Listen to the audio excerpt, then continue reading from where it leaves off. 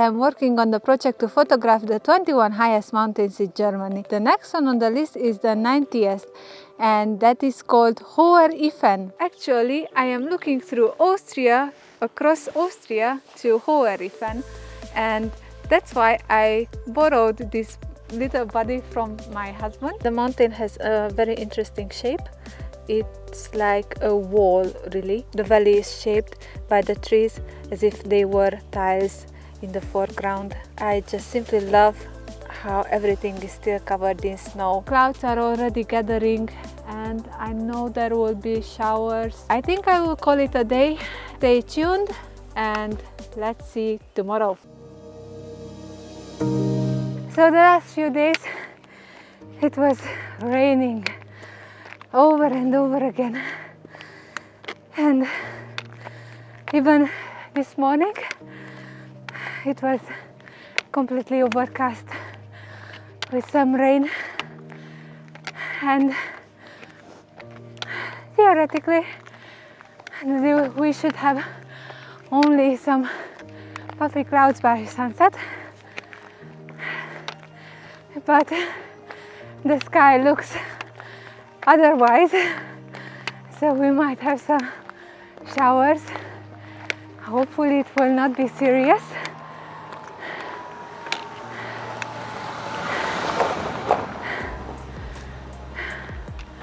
And we are not far from the place where we can see the other side, Hoher Ifen and the rest of the peaks.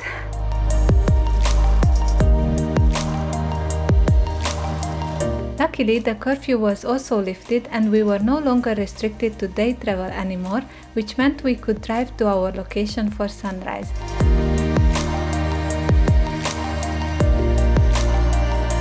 I really hope that the mountain will be visible, because if the clouds start to descend to the valley and they cover completely the mountain, we will see nothing.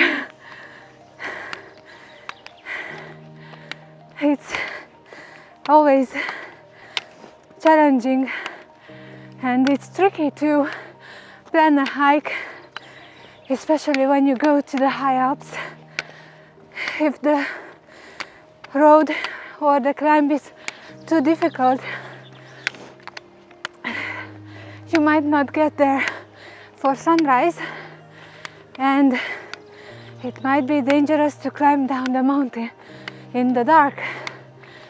So planning is always essential. Despite all our planning, the weather still could play a trick on us, and the forecasted rain turned out to be more serious than shown on the radar.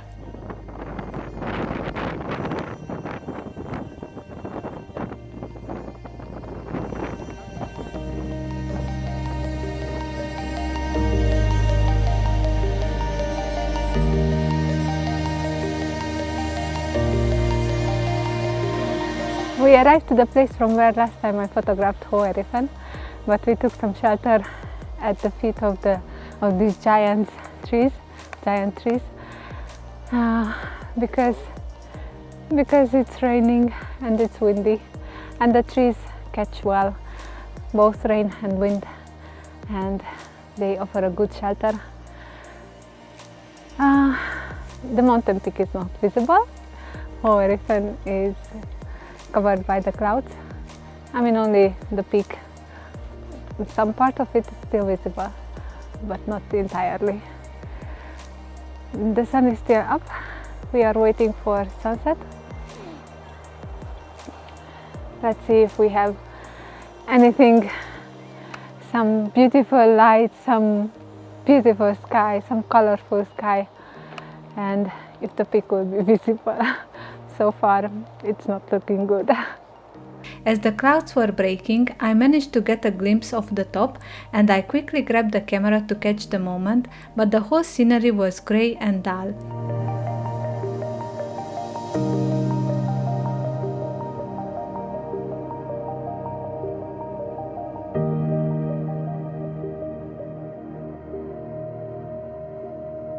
The clouds and mist covered the whole sky, blocking out every beam of sunlight, creating a gloomy scene in front of me.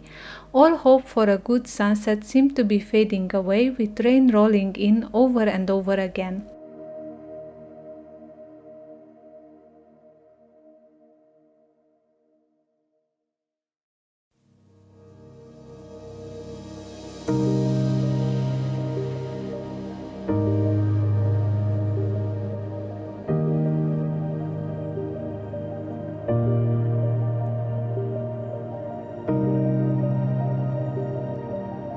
Finally, I've got some light on my peak on Hohe Riffen. I stopped at halfway to the viewpoint because I was afraid to lose this beautiful purple glow on the mountain peak.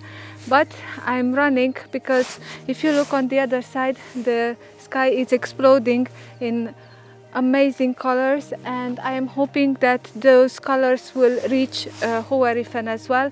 So I am just packing the camera and running further to reach my viewpoint from where the mountain is better visible. And yeah, let's run.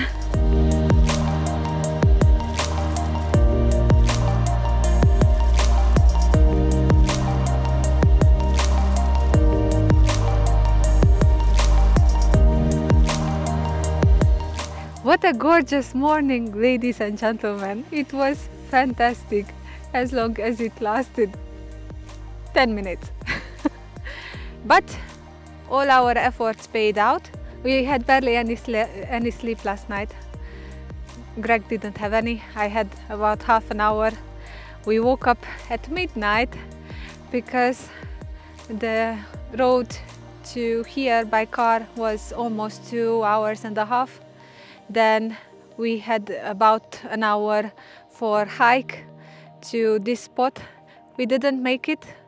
We had to stop because we didn't find parking lot in time. I mean, the parking lot we used the previous days was closed for night parking, and we had to search for another one, and it was further down in the valley, so we had to climb even more to get here, and we lost about half an hour.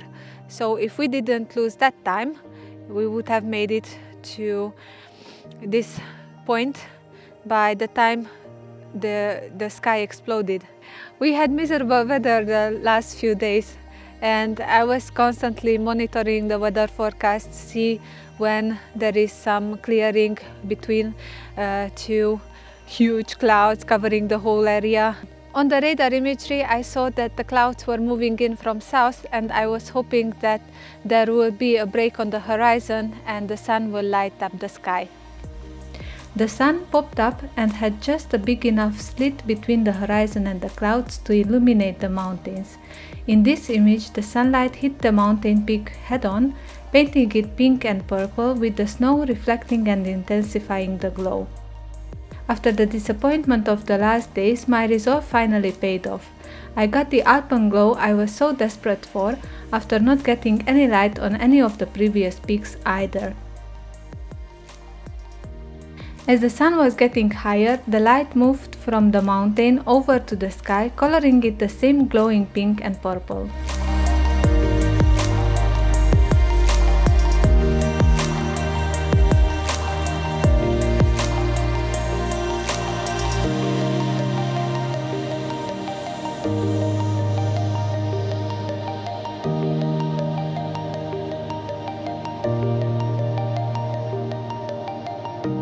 The weather forecast shows rain for the following days, so I'm waiting for the next window when I will hike a mountain famous for its panoramic view, from where I hope to photograph the 18th highest mountain in Germany.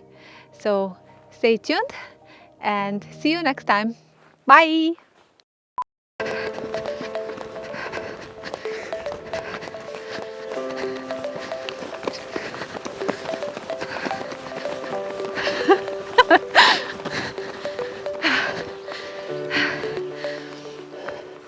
I'm lucky that I brought my gloves.